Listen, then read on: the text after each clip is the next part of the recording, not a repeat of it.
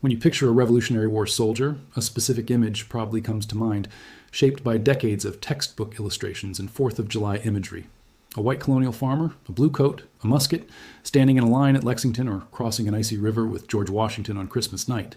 That image is not wrong, but it is badly incomplete, and it leaves out a scale of participation that would surprise most Americans who grew up with only the textbook version of this story.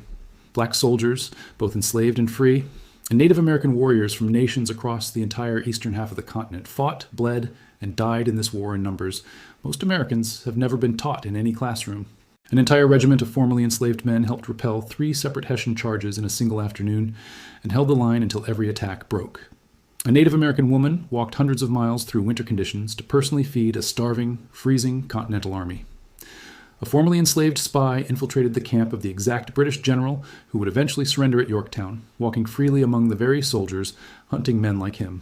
These are not obscure footnotes buried in academic journals nobody reads. These are documented, verifiable, extraordinary stories with surviving paperwork behind them, and as America marks its 250th anniversary this year, museums, archives, and historians are finally giving them the attention they were denied for 2 full centuries. 15 names and stories are in this video. Some belong to men who bought their freedom with their own blood on a battlefield. Some belong to nations who chose a side in a war that was never really theirs to begin with, and paid an enormous price either way, regardless of which side they chose. Is one of these stories connected to your own family history? Stay with me. Subscribe right now before we start. As subscribe, hit the bell, and stay with me. Number 1, the 1st Rhode Island Regiment. In February 1778, with George Washington's army starving and freezing at Valley Forge and enlistment numbers dangerously low, the Rhode Island legislature passed a law almost unimaginable for its time and place. Any enslaved man who enlisted for the duration of the war would be immediately and permanently free, with the state itself compensating slaveholders directly for their financial loss, up to a set amount per man. More than 130 enslaved men enlisted within just a few months of the law taking effect, forming the core of what became known as the Black Regiment, eventually growing to roughly 225 soldiers total, about 140 of them black, by far the largest concentration of black soldiers in any integrated unit of the entire war. At the Battle of Rhode Island that August, the regiment held a defensive position against 3 separate Hessian charges in a single afternoon, repelling every one of them in succession. A Hessian colonel later reportedly requested reassignment rather than lead his men against that exact line again, telling his superiors he feared his own soldiers might turn on him for having caused so many needless deaths. The regiment went on to serve for the remainder of the war, including a direct role in the final American assault on British positions at Yorktown in 1781, the engagement that effectively ended the fighting for good. Number 2, Jack Sisson. 2 years before the Black Regiment was even formally organized, an enslaved Rhode Island man named Jack Sisson took part in one of the most daring individual operations of the entire war. In July 1777, Sisson served as boat pilot for a small raiding party of roughly 40 men, tasked with slipping past British naval patrols under cover of darkness to capture British General Richard Prescott from his own quarters.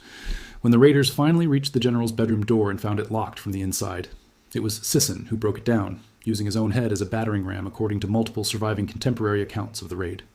Prescott was captured without a single shot being fired anywhere in the operation, and the Continental Army used him afterward as a valuable bargaining chip to secure the release of an American general who had been held prisoner by the British. Sisson later went on to serve formally in the Rhode Island Regiment once it was properly organized the following year. Number 3, James Armistead. An enslaved Virginian, James Armistead volunteered to serve the Marquis de Lafayette as a spy, posing convincingly as a runaway slave in order to infiltrate the camp of British General Cornwallis himself, one of the most dangerous roles any person could take on during the entire war. Armistead moved freely between British and American lines for months, feeding deliberately false information to Cornwallis while relaying genuine, critical intelligence back to Lafayette about actual British troop strength and battlefield positioning. That intelligence played a direct, documented role in trapping Cornwallis at Yorktown, the battle that effectively ended the war once and for all. After the war, Virginia law required a special act of the state legislature specifically to free him, since espionage did not automatically qualify a person for the freedom promised to some categories of enslaved soldiers under existing law. Lafayette personally testified on his behalf before the legislature. Armistead was finally freed in 1787 and later took the surname Lafayette himself in lasting tribute to the man who had vouched for him. Number 4, William Flora. A free black man from Virginia, William Flora served in the 2nd Virginia Regiment and is remembered as one of the heroes of the Battle of Great Bridge in December 1775, one of the first significant Patriot victories of the entire war.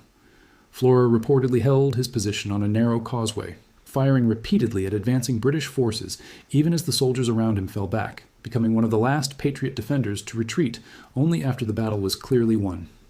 His actions at Great Bridge are documented in multiple contemporary accounts of the battle, one of the earliest recorded instances of individual black heroism in the entire war, occurring even before the Declaration of Independence had been signed. Number 5, Wentworth Cheswell. A free black schoolmaster from New Hampshire, Cheswell rode through the night to warn colonial militias of British troop movements, in a ride historians have directly compared to Paul Revere's more famous journey the same year.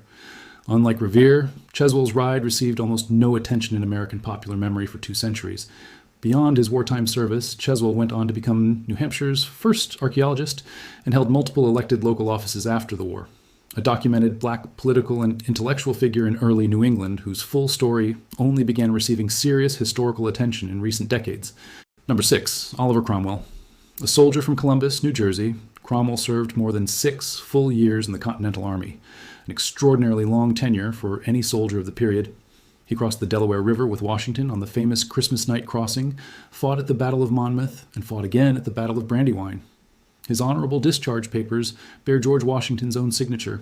What makes Cromwell's documented record particularly striking is that surviving records describe him variously as black, as mulatto, and as Indian, a reminder that racial categories in 18th century American records were applied inconsistently, often based on a clerk's personal judgment rather than any fixed standard, meaning many mixed heritage soldiers of the era were recorded differently depending entirely on who was doing the recording that day. Subscribe right now, because the next 9 names and stories cover the Native American woman who walked hundreds of miles through winter to personally feed Washington's starving army, the Iroquois nation that split apart and fought against itself because of this war, and the highest-ranking Native American officer to ever serve in the entire Continental Army. Subscribe, hit the bell, and stay with me. Number 7, Polly Cooper. An Oneida woman, Polly Cooper traveled alongside a group of Oneida warriors on a relief mission to Valley Forge during the brutal winter encampment of 1777 and 1778, a trek covering hundreds of miles through winter conditions. The group brought hundreds of bushels of white corn to help feed Washington's starving, freezing soldiers. While there, Cooper personally taught Continental Army cooks how to prepare the unfamiliar corn safely, since improperly prepared corn husks could sicken men already weakened by hunger and disease. After the war, she reportedly refused any payment for her service, accepting only a small personal token of appreciation from Martha Washington herself, an item said to have remained a treasured possession within her family for generations afterward. Number 8, the Oneida at Oriskany. In August 1777, the Battle of Oriskany pitted Oneida warriors, allied with the Americans, directly against Mohawk warriors allied with the British, a brutal engagement between 2 nations that had once belonged to the same Iroquois Confederacy. The battle formally marked the collapse of that Confederacy's centuries-old unity, a political and cultural rupture the war forced onto native nations who had never asked to be drawn into a colonial conflict in the first place.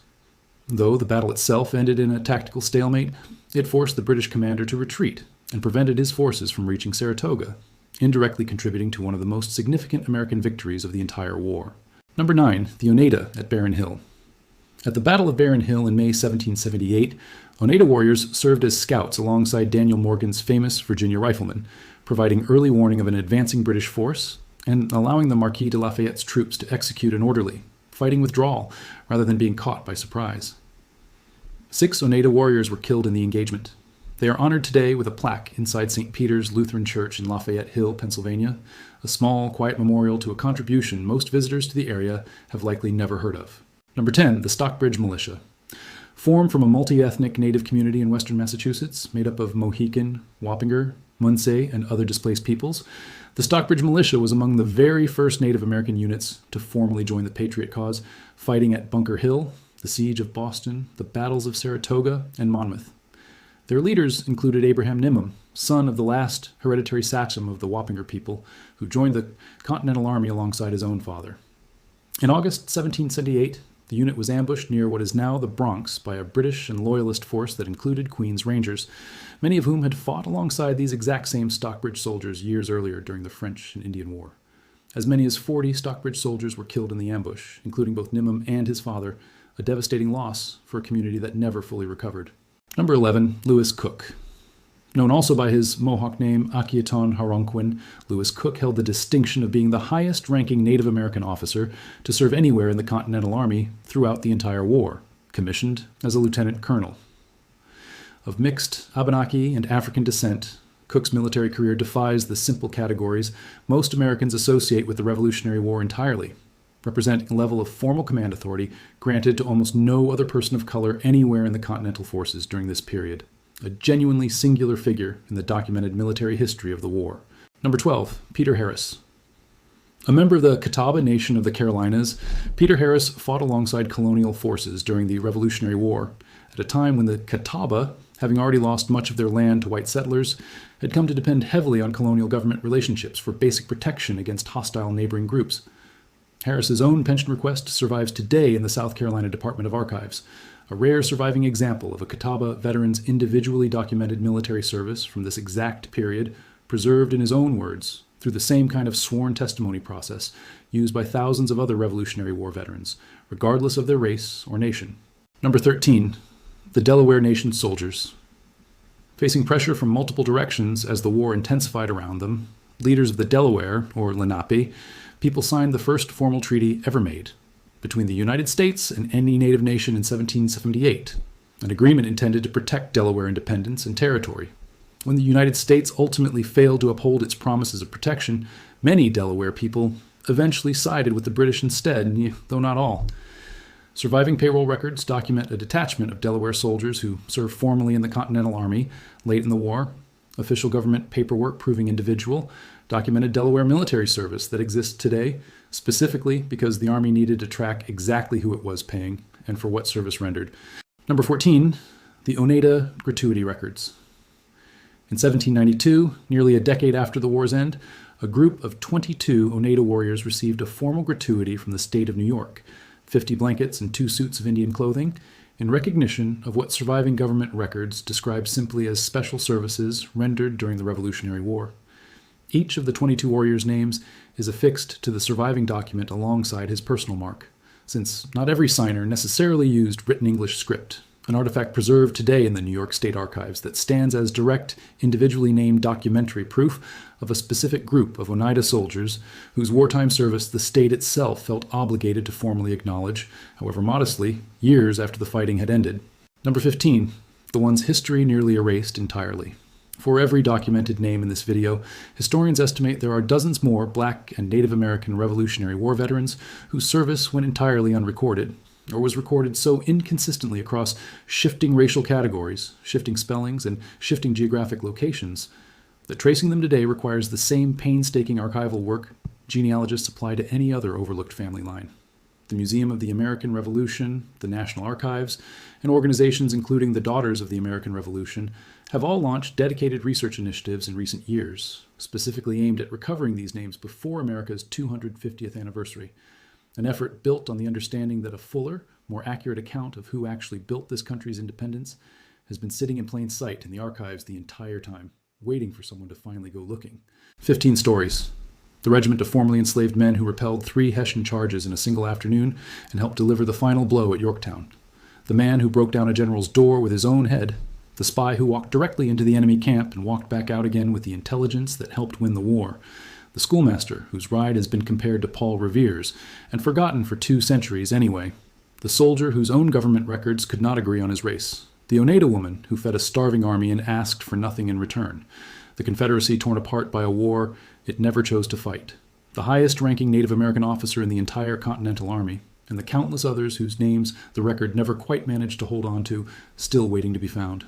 If your family has any oral history connecting to Black or Native American service during the Revolutionary War, that story deserves serious, careful research, not dismissal. The National Archives holds Revolutionary War pension and service files searchable by name and by state, many now newly searchable through recent handwriting recognition technology. The Daughters of the American Revolution maintains a dedicated research initiative specifically focused on documenting Black, Native American, and other historically underrepresented patriots, alongside its standard genealogical research system. Enfold 3's current free access period, running through July 6th in honor of America's 250th anniversary, includes the complete pension file collection, where several of these exact stories were only recently rediscovered through newly searchable text. The records are there. The names are waiting. And the fuller story of who actually built this country's independence is finally getting the attention 2 centuries of silence denied it. Subscribe right now if this video showed you a side of the Revolutionary War you had never seen before. Every week on this channel, we go this deep into the real histories behind the families and bloodlines that built this country. Subscribe, like this video, hit the notification bell, and leave a comment below. Does your family have a story connecting to Black or Native American service in the Revolutionary War? Have you found documentation, or is it still an oral history waiting to be confirmed? Tell me what you know and which records you have searched so far. This is where the real conversations happen on this channel. Share this with every family whose history has been sitting quietly in the margins of the story most Americans were taught, because the records are free, and these names deserve to be remembered by more than a plaque in a small Pennsylvania church that most people will never visit.